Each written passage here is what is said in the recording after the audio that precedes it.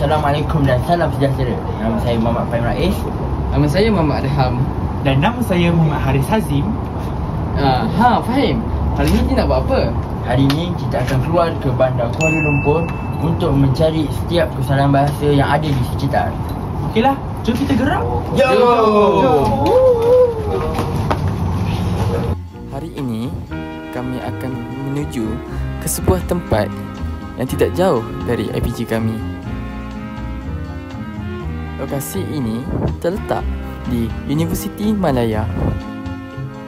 Lokasi pertama kami ialah sebuah restoran yang bernama Q Bistro.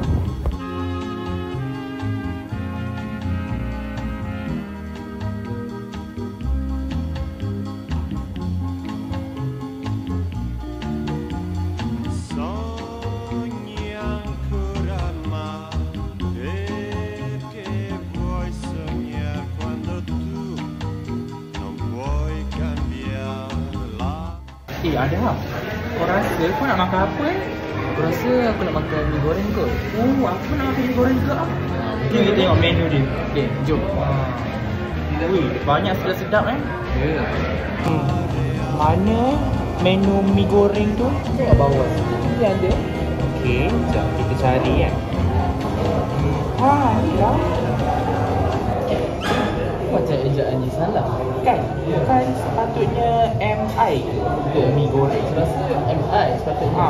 MI salah kan? Ya. Wow. Kalau korang nak tahu, kalau semua nak tahu, ejaan sebenar mi bukanlah MEE ataupun MIE, tapi ejaan sebenar adalah MI sahaja. Jika kita rujuk Kamus Dewan Bahasa dan Pustaka, di dalam tu dia telah menjelaskan ejaan sebenar mi adalah MI, bukan MIE dan bukan MEE. Baiklah, sekarang kami bertiga akan pergi menuju ke sebuah masjid sebagai lokasi kedua kami yang berdekatan dengan restoran yang kami pergi sebentar tadi. Masjid ini diberi nama Masjid Ar-Rahman yang terletak di dalam Universiti Malaya. Cuba korang tengok zon larangan merokok ni. Merokok adalah haram dari pandangan Islam kerana padanya terdapat kemudaratan. Kenapa Fahim? Kenapa macam salah lah dekat adalah dengan dari tu? Oh, Betul juga. kan? Agaklah. Kesalahan tata bahasa kan ni? Awak semua yang tengah tengok ni mesti tertanya-tanya kan, kenapa perkataan adalah dengan dari salah dari segi penggunaan ayat yang kami semua jumpa dekat masjid tadi. Sebelum itu, dalam bahasa Melayu terdapat sebuah kata iaitu kata pemeri. Kata pemeri ini terbahagi kepada dua, iaitu ialah dan adalah. Tetapi mesti kamu semua tertanya-tanya apakah fungsi ialah dan adalah ini, apakah perbezaannya. Jadi mari kita saksikan penjelasannya. Jadi perbezaan antara ialah dan adalah. Bagi perkataan adalah digunakan untuk menerangkan kata senti nama dan kata adjektif. Sebagai contoh, tujuan kami ke sana adalah untuk belajar. Bagi perkataan ialah pula, perkataan ialah digunakan untuk menghubungkan subjek dan kata nama. Sebagai contoh, guru kelas kami ialah Cikgu Aminah. Begitu. Semoga bermanfaat. Dan seterusnya, bagi lokasi yang terakhir dalam misi mencari kerancuan bahasa, kami bertiga menuju ke pusat bandaraya Kuala Lumpur. Lokasi tersebut berdekatan dengan menara KLCC.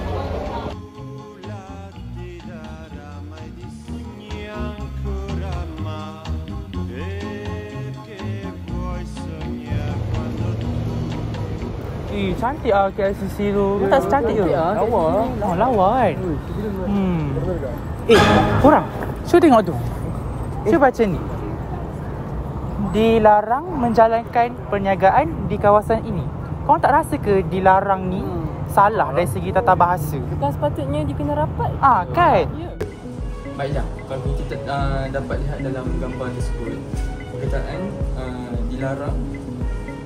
Di antara perkataan dilarang tersebut ada jarak antara di dan larang. Dan sepatutnya ejaan yang betul adalah di dan larang adalah rapat, sebab perkataan di tersebut adalah merupakan imbuhan awalan. Jadi bila terdapatnya kata imbuhan awalan dan kata dasar, jadi ia perlu dirapatkan. Jadi dilarang adalah perlulah dirapatkan. Sebab kalau macam kita tahu sendiri, perkataan larang tersebut yang bermaksud tidak mengizinkan daripada melakukan sesuatu mengikut DBP. Jadi perkataan larang merupakan kata dasar. Bila terdapatnya kata imbuhan awalan, maka perlulah dirapatkan. Baiklah, itu saja apa yang ingin kami sampaikan dalam vlog ini. Semoga vlog kami ini dapat memberi inspirasi pada semua. Baiklah, bye. Bye.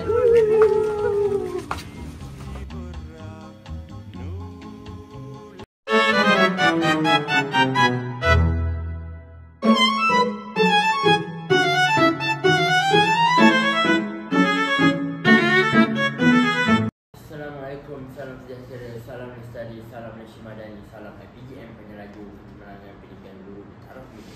Apa khabar kepada semua pendengar setia kami di siri podcast ini? Baiklah, seperti yang kita dah lihat tadi, itu adalah video blog yang saya dan rakan-rakan saya buat untuk menunjukkan pada anda semua tentang kerancuan bahasa yang di sekitar bandar Kuala Lumpur ini.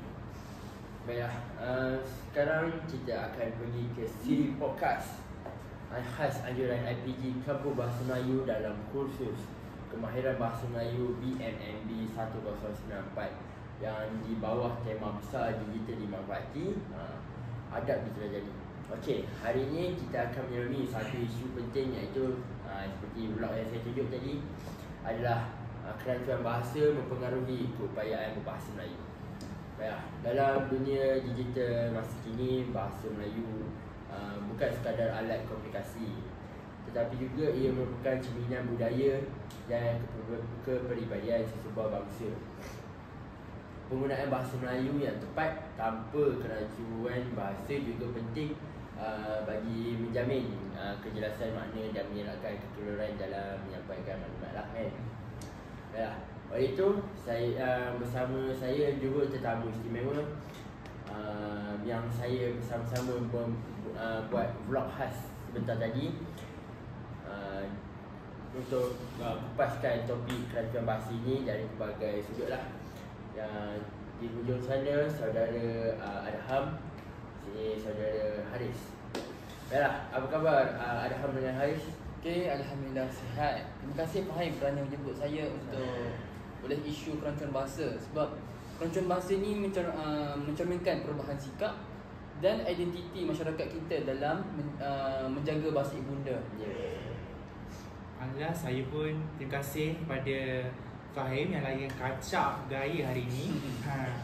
Alhamdulillah, saya sihat dan saya dijemput ni, saya sangat teruja lah, sebab saya ingin mengupas tentang isu kita yang sangat membimbangkan pada hari ini, iaitu kerancuan bahasa. Baiklah, kita mulakan apakah maksud sebenar kerancuan bahasa dan mengapa ia dianggap sebagai masalah linguistik. Silakan. Okey, baik Fahim. Secara ringkas, kerancuan bahasa ni kan, ia bermaksud penggunaan bahasa yang tidak menepati tata bahasa ataupun mengikut norma bahasa baku. Sebab kalau menurut kajian Hashim pada tahun 2021, kerancuan berlaku apabila seseorang ni mencampur adukkan bahasa asing ataupun dengan dialek pasar sehingga menyebabkan maklumat yang ingin disampaikan susah difahami, sehingga ada juga menyebabkan makna yang ingin disampaikan juga berubah. Okey. Jadi, misalnya macam kita ni di zaman moden. Jadi macam kita lebih terdedah kepada media sosial kan. Jadi dalam media sosial ni banyak penggunaan bahasa asing seperti bahasa Inggeris. Jadi dalam kalangan remaja yang terdedah kepada media sosial ni, mereka akan terbiasa dengan menggunakan bahasa asing dalam komunikasi mereka. Sebagai contoh, saya nak submit kerja saya pada hari ini. Perkataan submit tersebut merupakan bahasa asing yang diambil daripada bahasa Inggeris. Jadi pada ayat tersebut sudah menunjukkan terdapat kerancuan bahasa. Benda ni berlaku sebab terdapatnya segelintir ni menganggap kerancuan bahasa ni perkara yang remeh, tidak menjejaskan bahasa ibunda kita. Jadi macam kita ni, untuk elakkan benda tu, kita ni kenalah jaga kita punya ni pertuturan. Kita ni janganlah mencampur aduk kan, supaya kita dapat melahirkan disiplin dalam berbahasa.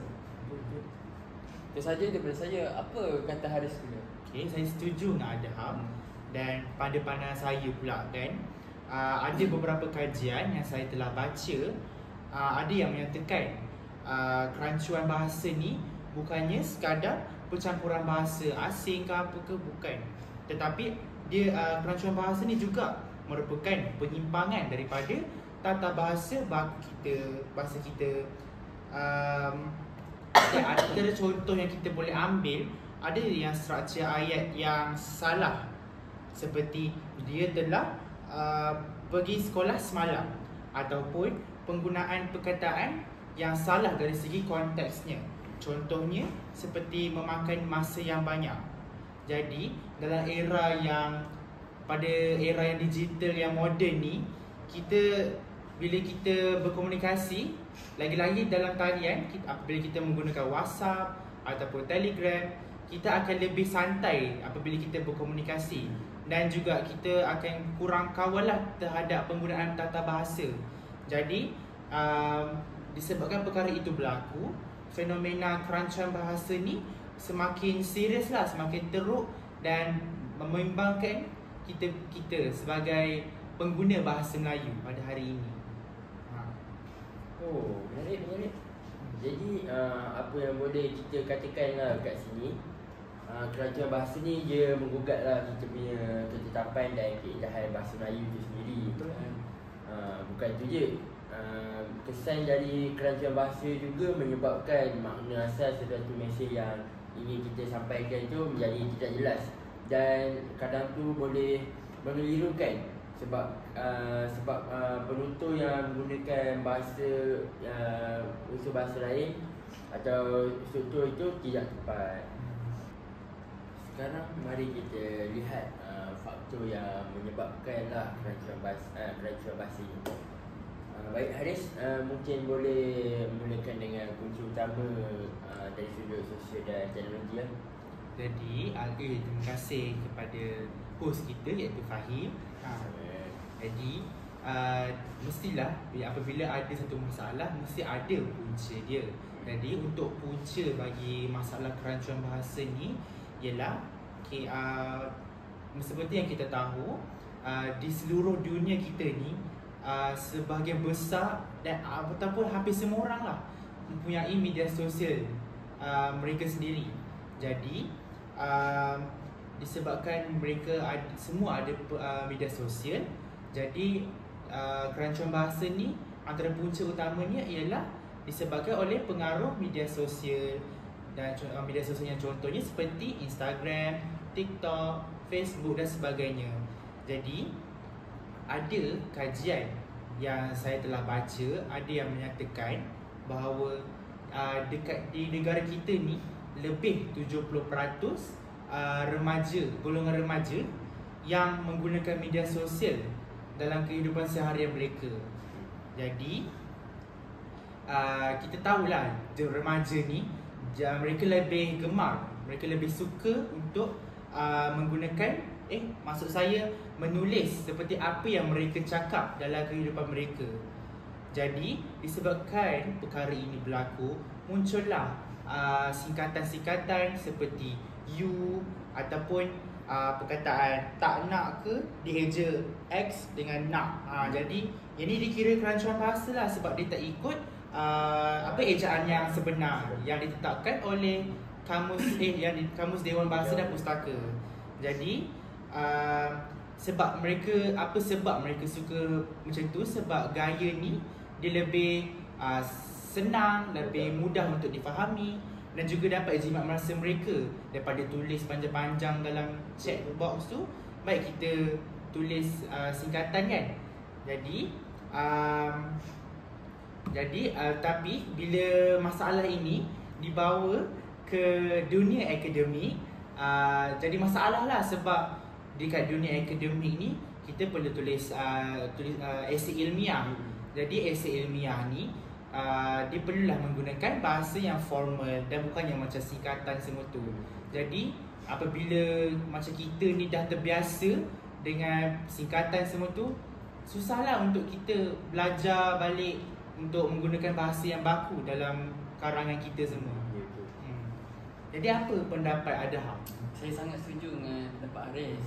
Jadi betul lah yang apa dikatakan oleh Haris. Dan selain media sosial, faktor pendidikan dan persekitaran kita ni juga memainkan faktor yang memainkan peranan lah.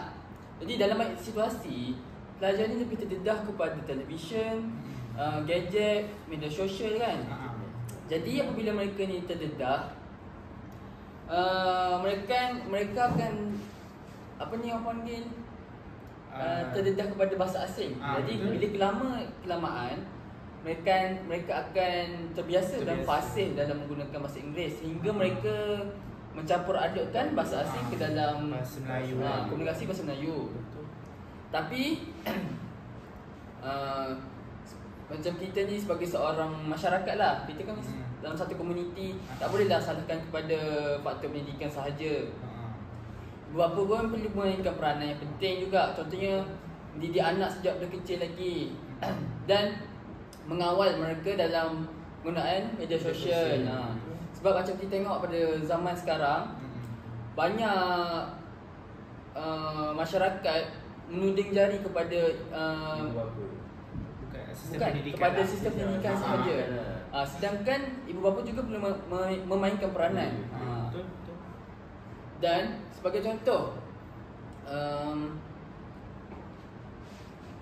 macam saya sebut tadi, kalangan remaja ni selalu guna bahasa Inggeris kan. Jadi bila mereka ni bertutur ataupun dalam ruangan komen mereka akan menggunakan saya tak pasti, boleh atau tidak. Mereka selalu akan gantikan kepada I am not sure if I can or not. Patutnya yang betul kita boleh gunakan tidak pasti atau tidak. Tapi mereka sudah terbiasa dan fasih, jadi mereka menggunakan perkataan yang berbahasa Inggeris. Ya, betul. Jadi macam kita ni, kalau boleh try lah. Cuba maafkan saya pun macam bahasa. Sebab kita pun perlulah cuba. Sebab kita suatu hari nanti pun akan menjadi seorang ibu bapa juga, menjadi seorang guru. Jadi kita perlulah bekerjasama untuk membentuk masyarakat yang dapat menggunakan bahasa Melayu dalam komunikasi dengan baik. Saya setuju. Kadang-kadang kita ni tak sedar lah bahawa tabiat kecil seperti penggunaan mixed language boleh membentuk kebiasaan yang sukar untuk diubah. Tambahan pula muncul juga pengaruh budaya popular seperti rancangan hiburan, drama, lagu yang banyak menggunakan bahasa campuran yang memberikan orang panggil tu kesan besar lah kepada cara remaja zaman sekarang berbahasa. Mereka menganggap bahasa rojak itu trendy dan lebih ekspresif lah, sehingga ramai pengguna tidak memahami struktur ayat yang betul.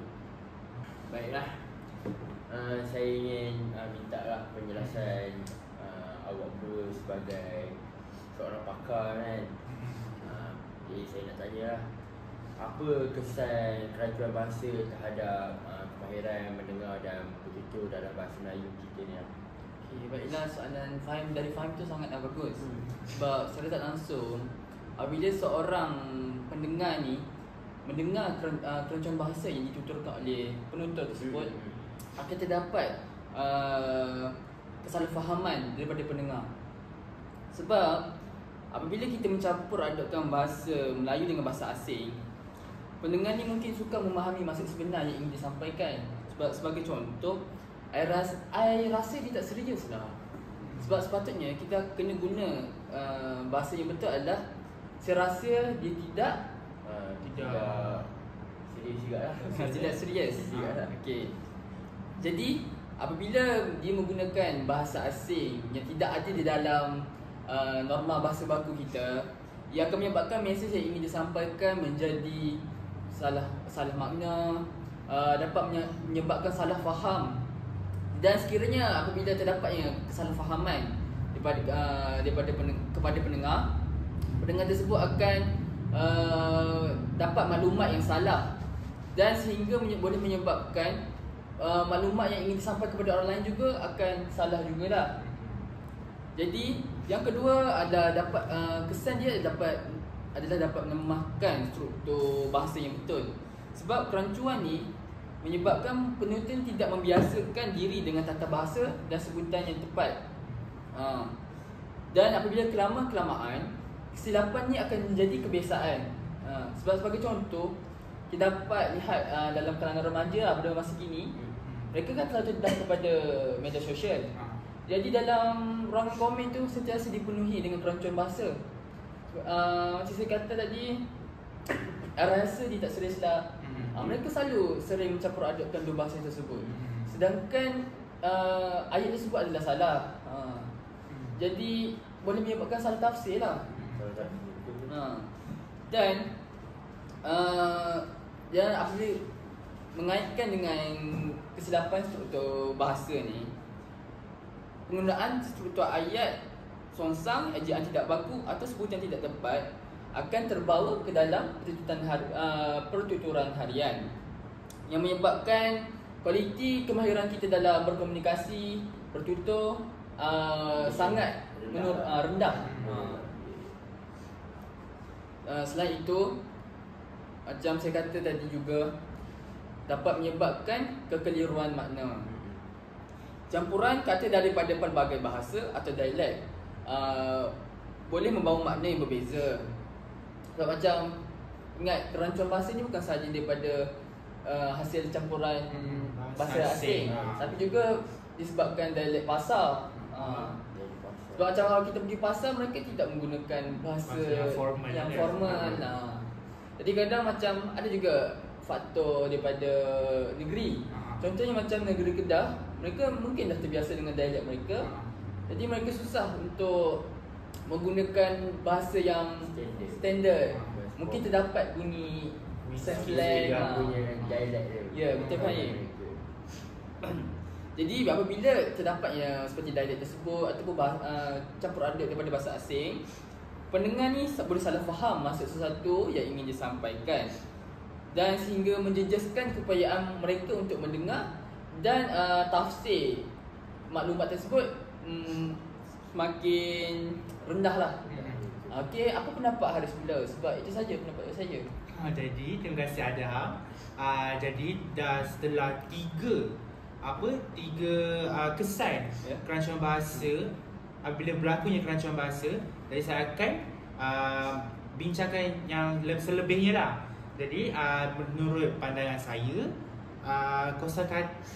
apabila berlakunya kerancuan bahasa ni boleh menyebabkan kurangnya penguasaan seseorang dalam penggunaan kosakata baku. Macam kita tahu, kosakata baku ni dia cara perkataan ataupun ejaan yang telah ditetapkan oleh pihak yang tertentu. Pihak tertentu tu maksudnya pihak Dewan Bahasa dan Pustaka lah kan. Jadi antara ciri-ciri penggunaan kata baku ni, dia perkataan tu dia ejaan yang rasmi dan dia telah ditetapkan oleh DBP, dan dia mestilah selaras dengan tata bahasa dan sebutan baku. Jadi apabila kosakata baku ni semakin lemah dalam diri kita, jadi dia menyebabkan apabila kita nak bertutur dengan orang lain, kita akan lebih kurang lancar dan kurang tepat lah kita punya percakapan tu. Sebab bila tak guna bahasa baku ni, nampaklah tak formal apabila kita bercakap tu. Jadi itulah antara kesannya. Dan selain itu, kesan kerancuan bahasa ni juga menyebabkan dia terjejasnya identiti bahasa. Jadi kerancuan bahasa ni dia nampak tak formal dan nampak tak ada nilai lah. Sebab dia dah memang berubah lah daripada perkataan asal yang dia telah ditetapkan. Jadi benda ni menjejaskan sikap positif kita. Apabila kita melakukan kerancuan bahasa, dia menjejaskan sikap positif kita terhadap bahasa Melayu. Jadi bila perkara ni berlaku, dia menurunkan lagi lah motivasi kita untuk mendengar dan juga bertutur dalam bentuk yang betul dan tepat. Jadi contohlah daripada saya, pandangan saya. Maksudnya kesimpulannya di sini, kerancuan bahasa ni bukanlah sahaja menjejaskan kefahaman dan komunikasi lisan, malah melemahkan lagi kita punya keindahan, ketepatan dan martabat bahasa Melayu sebagai bahasa kebangsaan. Baiklah. Rasa penat kan? Penat. Baiklah, kita rehat sebentar.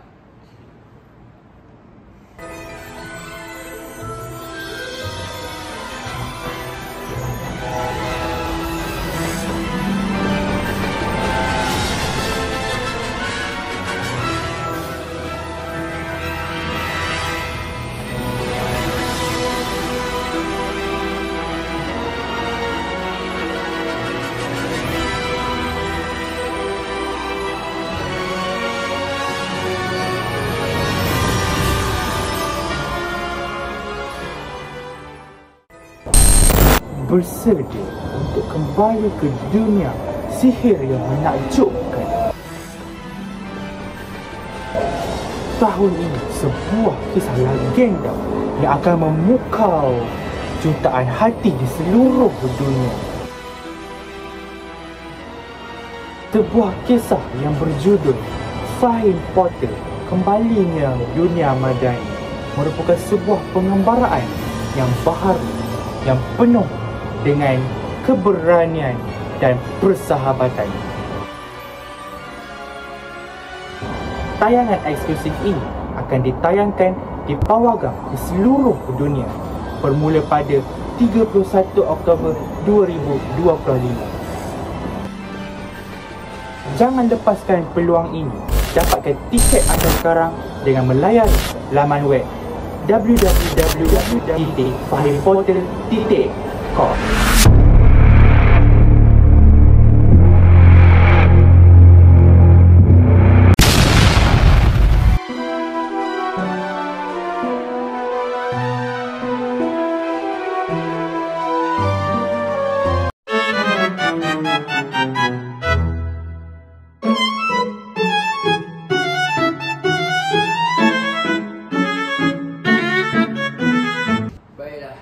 Kembali kepada siri podcast kita, iaitu siri IPG KBM.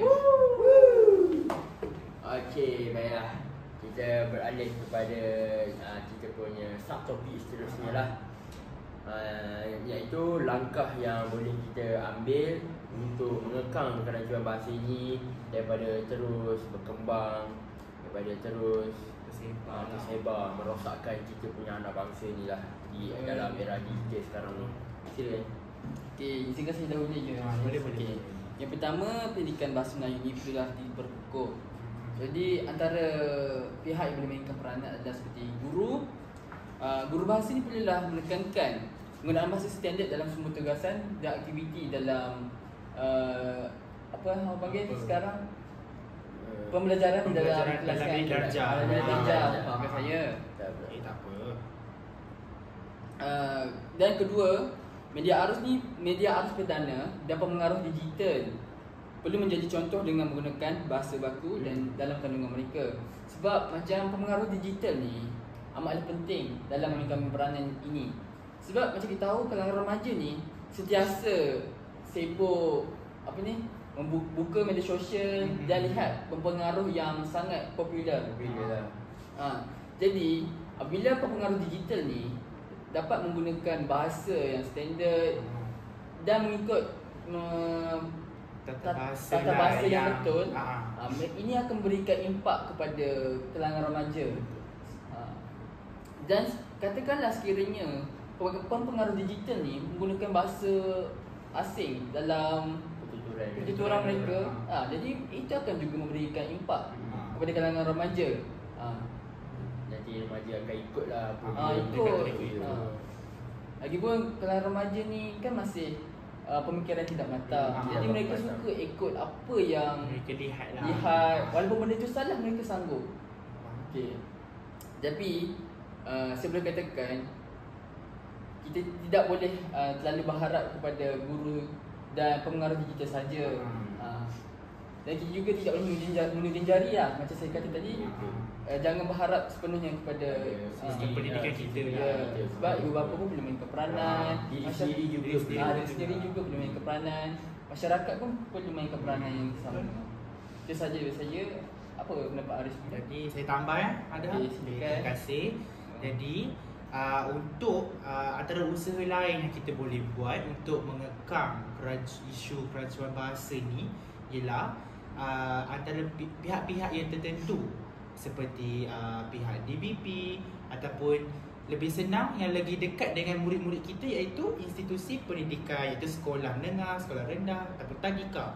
Jadi pihak-pihak tersebut mestilah mengadakan kempen kesedaran tentang keracunan bahasa.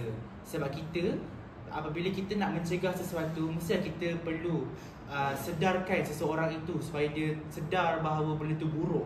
Jadi kita pihak yang tersebut tu mestilah mengadakan kempen kesedaran. Jadi antara contoh yang program yang kita boleh buat ialah program bahasa kebangsaan. Jadi program bahasa kebangsaan ni dapatlah mengekang keracunan bahasa sebab kita akan menggunakan bahasa yang lebih formal dan juga tak ada singkatan ke, campur aduk bahasa asing ke. Jadi tiada semua tu.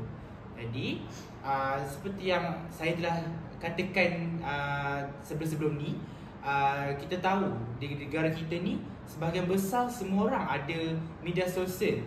Jadi apabila kita nak menyebarkan ataupun nak memperluaskan lagi tentang program tu, jadi kita bolehlah sebarkan melalui media sosial ataupun digital seperti media dekat iklan ke ataupun dekat televisyen ke. Jadi apabila kita buat sebegini, kita dapat menarik minat golongan-golongan terutamanya pihak pelajar sekolah untuk menyertai program sebegini. Jadi okey. Apa pendapat Ya.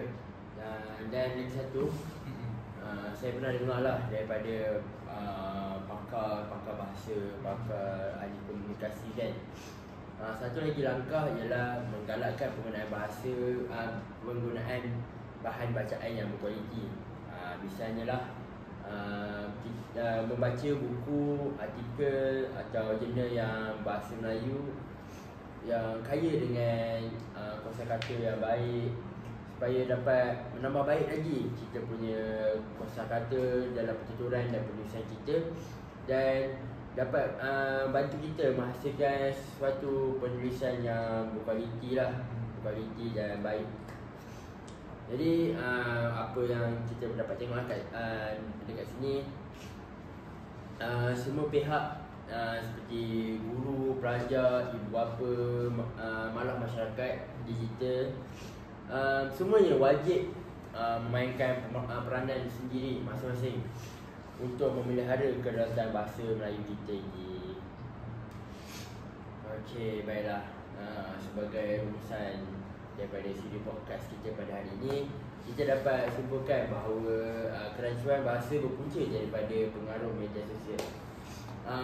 Kurangnya penguasaan tata bahasa dan sikap masyarakat terhadap bahasa baku merupakan faktor antara faktor utama lah keracunan bahasa itu. Kesan jangka panjangnya bukan sahaja terhadap keupayaan berbahasa kita, malah mempengaruhi kita punya identiti negara dan bangsa kita. Namun jika semua pihak berganding bahu melalui pendidikan, kempen kesedaran dan amalan komunikasi beradab, kita mampu memantabatkan semula bahasa Melayu.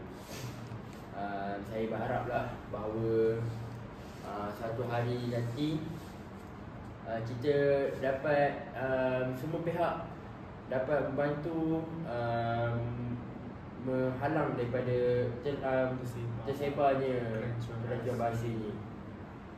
Ya, saya juga harap satu hari nanti anak cucu kita bila pergi ke mana-mana, kita tengok bahasa Melayu kita dimartabatkan dengan betul dan tak ada sebarang kerancuan, tak ada sebarang kesalahan.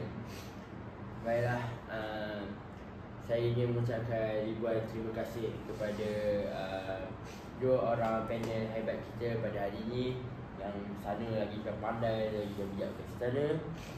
Adham di sini lagi kan kacak, lagi kan bergaya. Terima kasih Haris atas pandangan mereka yang bernas dan bermanfaat. Semoga perbincangan kita pada kali ini menjadi aspirasi kepada semua para pendengar untuk terus menggunakan bahasa Melayu dengan betul dan penuh rasa hormat, sama ada di alam nyata ataupun di alam maya. Sekian daripada kami. Semoga berjumpa lagi di dalam episod podcast seterusnya. Salam hormat dan salam bahasa jiwa bangsa. Tanda pagar tiada kerancuan bahasa.